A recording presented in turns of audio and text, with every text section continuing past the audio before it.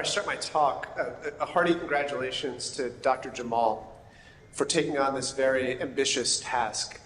One of the themes in my talk, which will hopefully set the stage for the next 2 days, is that obesity is a chronic disease, and it takes multiple caregivers to treat this over the course of patients' lives. And a meeting such as this is very important, especially in the region, to develop collegiality and an understanding amongst providers about how best to care for patients with obesity.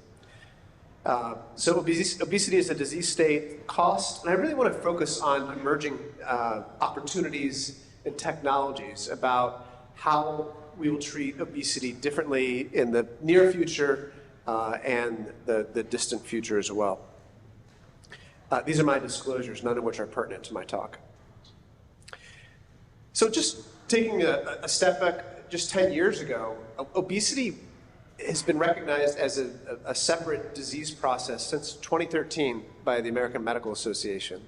And that may surprise many people in the room because it seems like not long ago that we made this decision to recognize obesity as a disease state similar to high blood pressure, atherosclerotic heart disease, and so forth. And this was an important designation, one, to bring the level of understanding amongst caregivers that obesity is a unique disease state, but also implications for payers, insurance companies, and reimbursement for the work that we do. Another very important theme is that obesity is chronic, it's progressive, and there are multiple opportunities to treat obesity. There's not one modality that will fit one patient over the course of his or her lifetime. But in all likelihood, they will need multiple interventions over time. And that will require a multidisciplinary team. And I think that this meeting really, the spirit of this is for all of us to come together to talk about obesity. Sure, we'll explain in terms that we understand, me as a surgeon and an endoscopist, but over the course of the next couple of days to talk about obesity from multiple different angles. And that's going to be an important theme of my talk. And the other thing, too, is that there's not a process by which a patient with obesity comes through our system and gets a certain progression of care. It doesn't mean that they will undergo lifestyle management first, and then medication, and then endoscopy, and then surgery.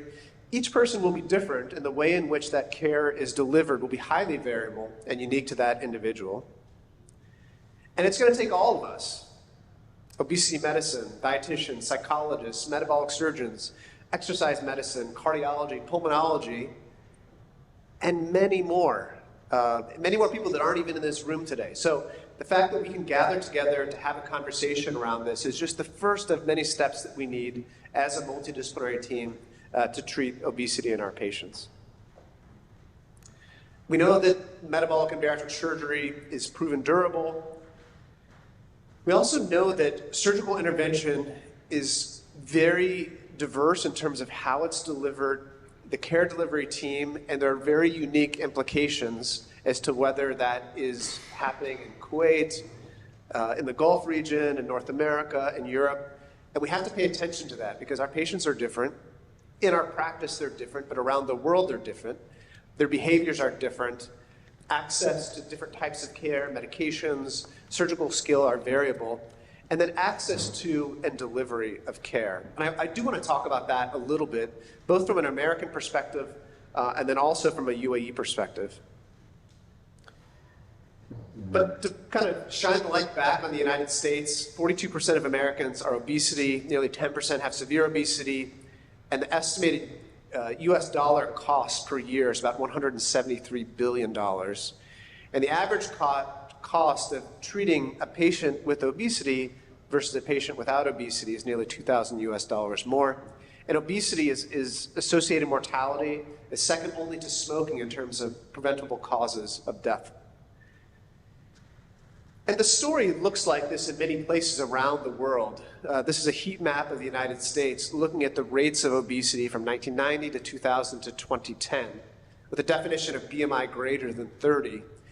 And I'm going to show you some newer data too, but it's really interesting to see how quickly the percentages of patients who have BMI greater than 30 has occurred.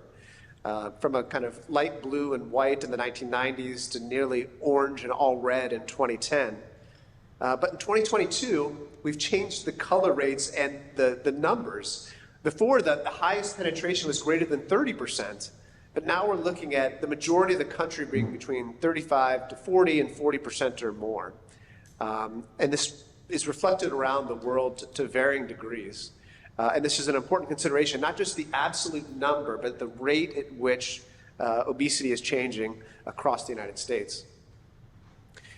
And the World Obesity Federation has projections on what the health state of each country will look like. I tried to find Kuwait's before I came here, but I could not. But they look at projections in the year 2035, and they rate them in terms of high, very high, medium, or low. And there's an expectation that in the United States in 2035, 58% of adults will have obesity, with an annual increase at 2.1%. Both of those are both high and very high projections. And then they also look at it in terms of financial numbers too. The overweight impact on the national GDP is 4%, so 4% of our gross domestic product. We focused on treating obesity. And then they have a global preparedness number, and this may be the single most important one, because those rates of high and very high are probably reflected in many countries around the world.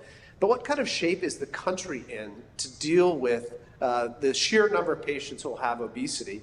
And in the US, at least, that's fairly good, 41 of 183 countries surveyed. So we know the rates of obesity surgery around the world. There have been different types of operations that are offered. I won't get into that very much, but I will try to expand everyone's minds in terms of what's being done worldwide. And there have been a few drivers of this, one of which is the global obesity epidemic, one of which is the advent of laparoscopic surgery, minimally invasive surgery to treat patients with obesity, decrease complications, faster recovery, and better outcomes overall. But I want to remind everyone that it was really a provocative article in the Annals of Surgery in 1995 from Walter Porres. And many of us know of this study, but the Annals of Surgery has the highest impact factor, the most impactful surgical journal in the world. And I think this is a really provocative title, which got a lot of visibility for this study in particular. It said, "Who would have thought it? An operation proves to be the most effective therapy for adult onset diabetes."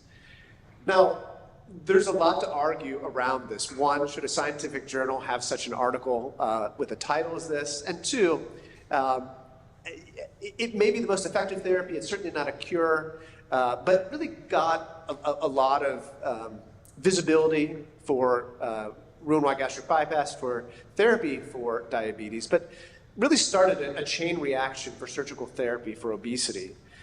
Of course, what we know now is that obesity is a disease state in and of itself, but it's also related to a whole spectrum of weight-related medical problems, from cardiovascular disease, fatty liver disease, hypertension, hypercholesterolemia, and so forth, and not just in terms of quality of life, but overall mortality.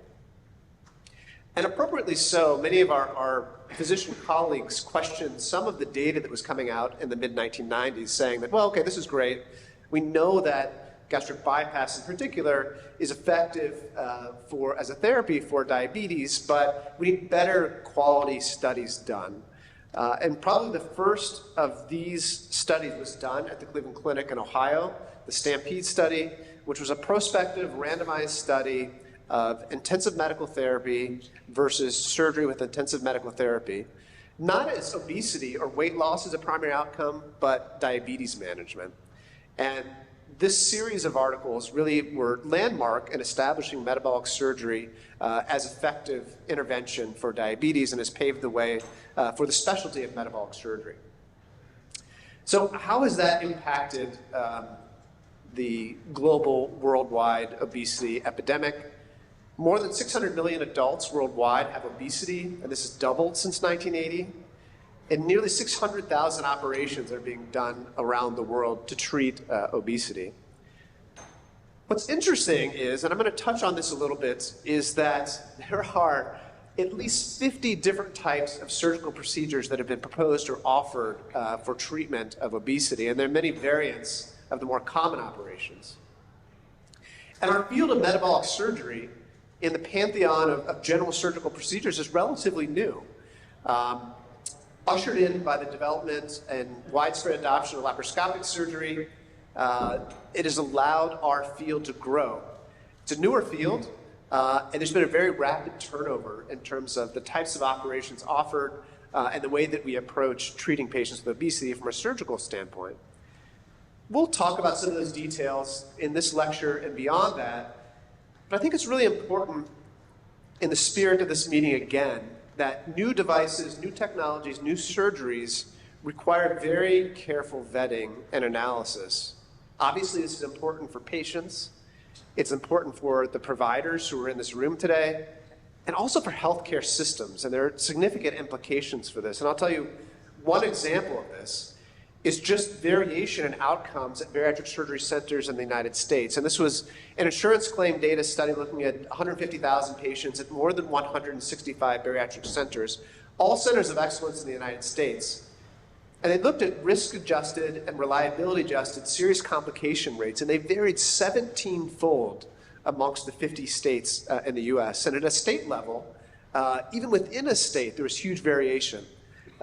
2 to 10 times fold, even within individual states. So there's an incredible need for system understanding, system data, and vetting, and pathways.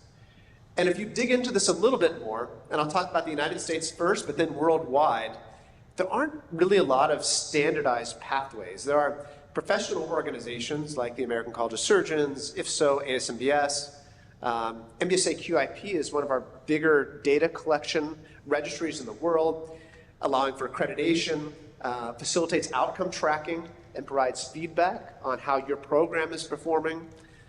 Government entities have stakes in this as well, national organizations, departments of health, FDA, and then of course payers, individual patients, public and private, and every variation beyond that. And we have to make sure that all of these potentially have different values and goals. And how do we have this conversation across specialties, providers, payers to make sure that patients have access to the care that they need? And that's not just surgical. It may be endoscopic, medical, or lifestyle. Each of these entities may have ultimately different goals in terms of what they want for patients. And with all these new operations coming out, I think it's important to look at least the way that they are vetted by the ASMBS, which is the American Society of Metabolic and Bariatric Surgery.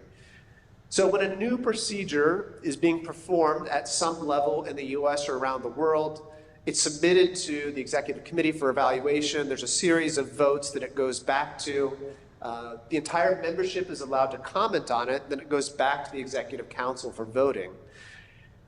Ultimately, endorsement by that society may or may not be followed by payers, but that's one of the first steps that insurance and government entities look at is our national societies understanding the existing literature, the adoption of that operation, and then ultimately data tracking through MBSA QIP.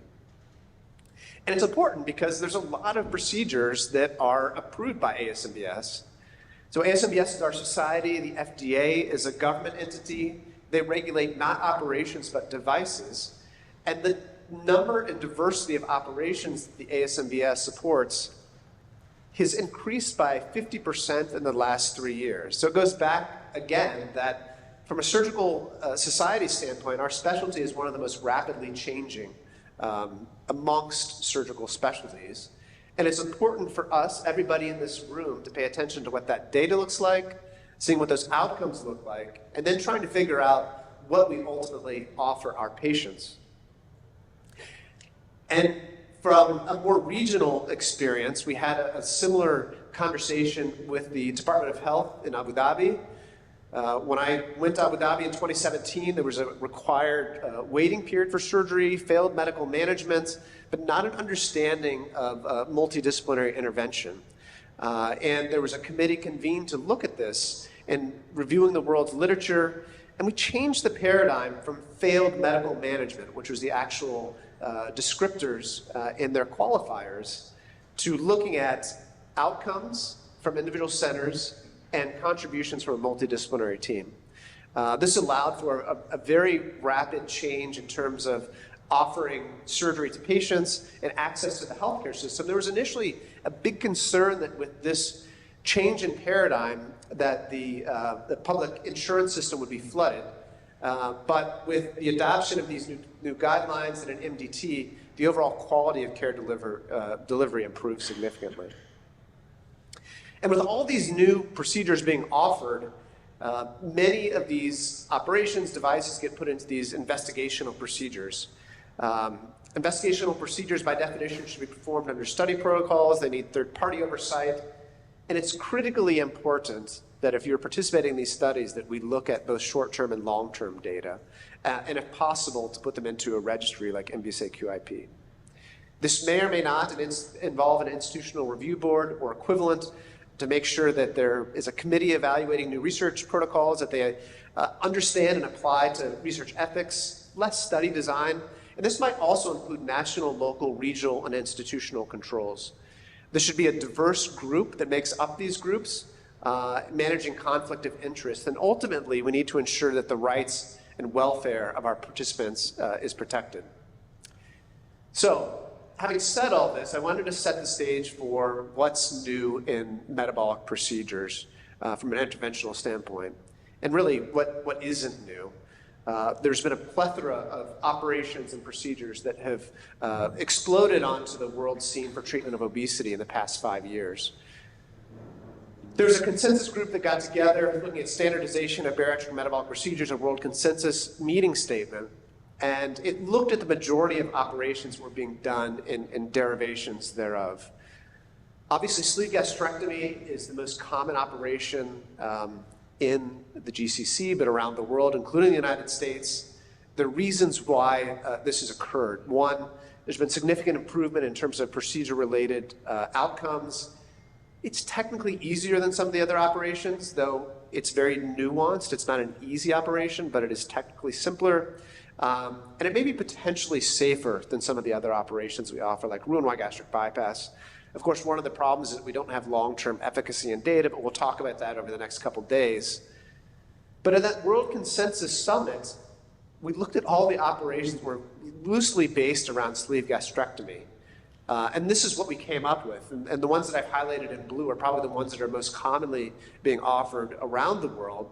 But the sleeve plus procedure really is become very common and effective, and we need to watch this data as it continues to evolve. Kind of the other long-standing gold standard of bariatric surgery is Roux-en-Y gastric bypass. The number of Roux-en-Y gastric bypass operations performed worldwide is decreasing. With the amount of time that it's been around, it really is the standard by which other procedures are evaluated because we have long-term data on it. And we have more rigorous scientific data as well. Many studies that are greater than 10 years data. It's technically complex, but it's not a perfect operation either. None of the operations or procedures we'll talk about are perfect, and they don't need to be in the context of a multidisciplinary chronic disease paradigm. And therefore, weight regain and revision still occur after Roux-en-Y gastric bypass. And if we look at variants of Roux-en-Y gastric bypass, probably the most common and rapidly increasing operation is the one anastomosis gastric bypass, sometimes called mini gastric bypass as well. All right, so part of my talk is to kind of give you a glimpse of the future as to where we are and kind of what are next steps in our field.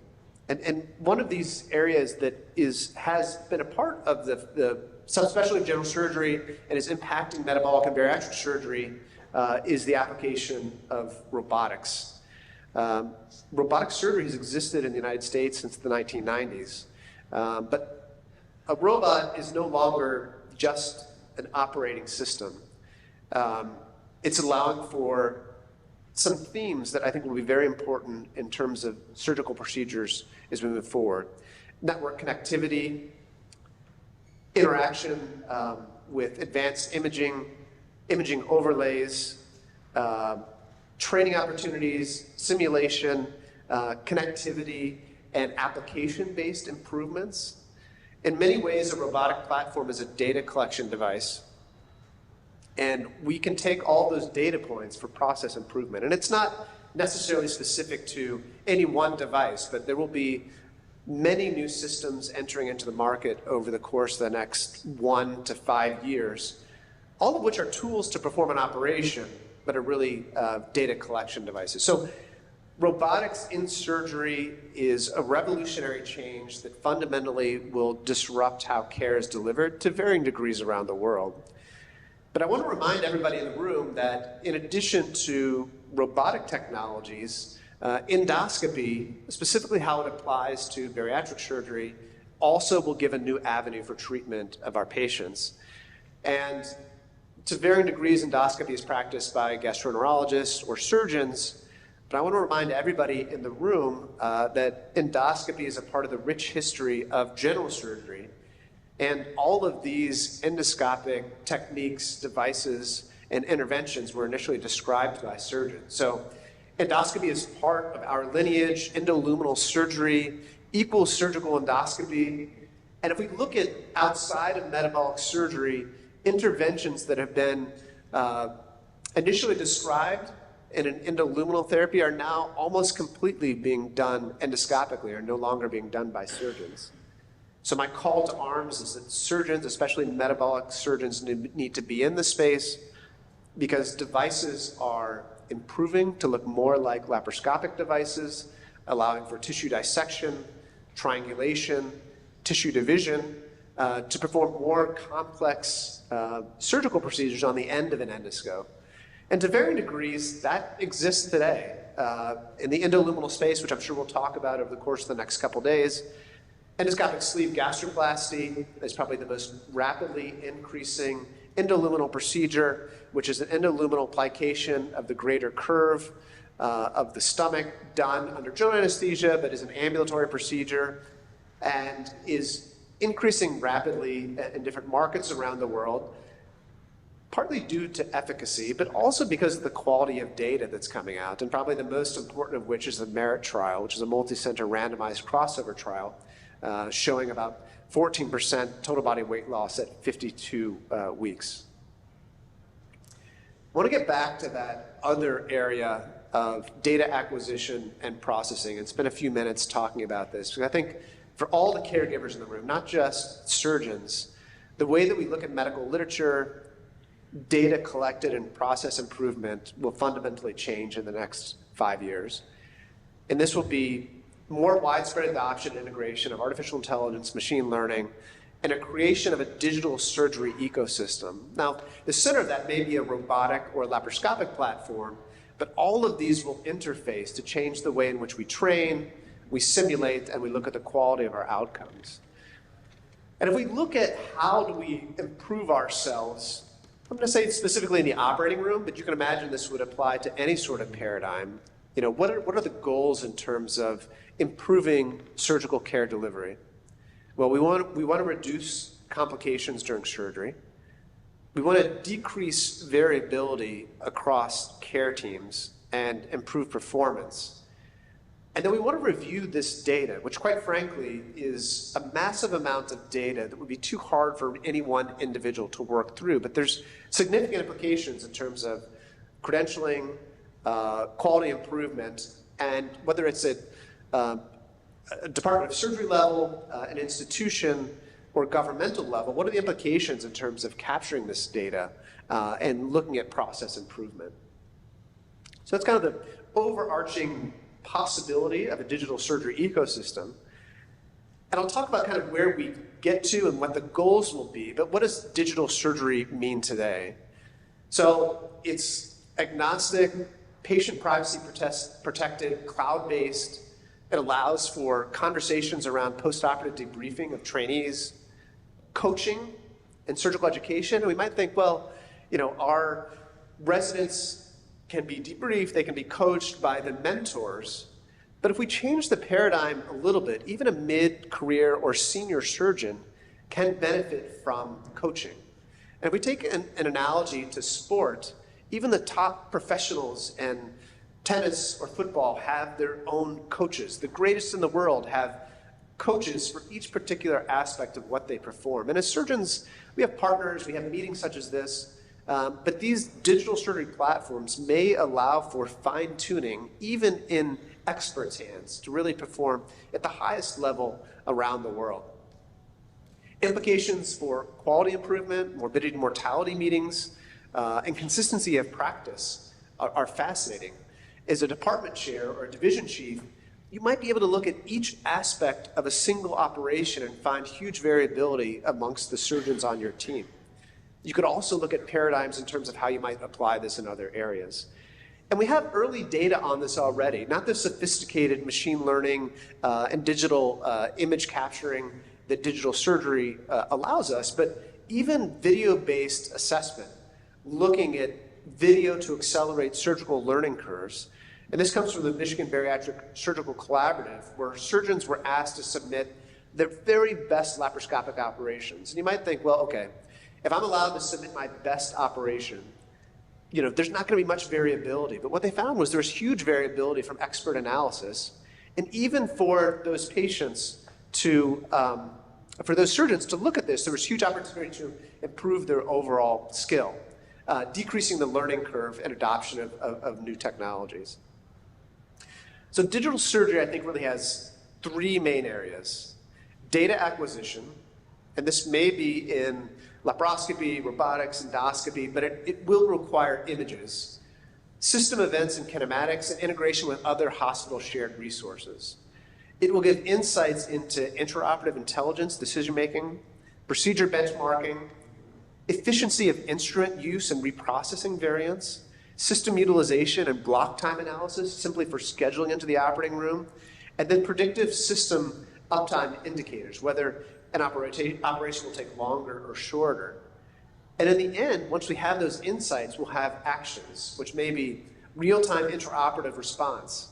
Maybe your sleeve is too close to the lesser curve, and the smart system will be able to identify the lesser curve, and so you need to move that smart stapler now 3 millimeters more laterally so you don't encroach on the lesser curve, or the degree of torsion of your staple line is too much and you may want to adjust that again. Simulation, training courses, telepresence. Dr. Matthew, 3 minutes, please. Thank you, I'm almost done. And then how do we translate this into next steps? So from a preoperative planning standpoint, training, visualization, advanced imaging overlay, the ability to do this work from mobile devices, intraoperative guidance using imaging before the operation, collaboration around the world by different telepresence platforms, routine recording, analysis, and postoperative metrics to look at not only the efficiency of performance of an operation, but correlating that then to database outcomes, looking at improved delivery of care. So what does that look like? They're all kind of abstract ideas, but where are we working in the space now? Well, one of them simply is just to identify instruments and efficiency of movement, and then to categorize an operation based on steps from this.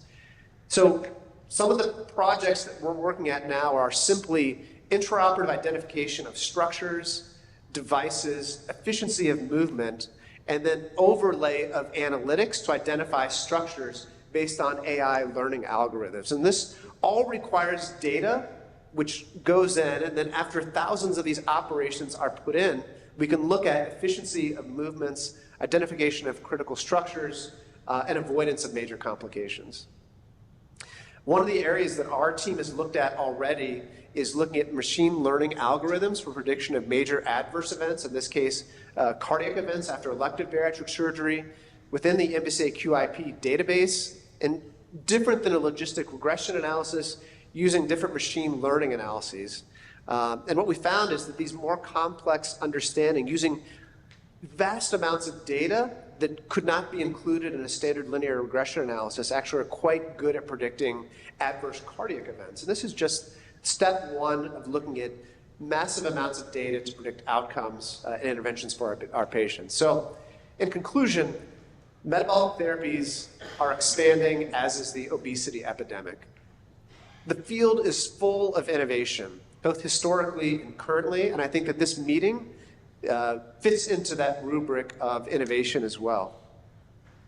Prudent evaluation and reporting of outcomes and complications is paramount, and ultimately, new technologies like AI, machine learning, and overall big data will improve the quality and access to care.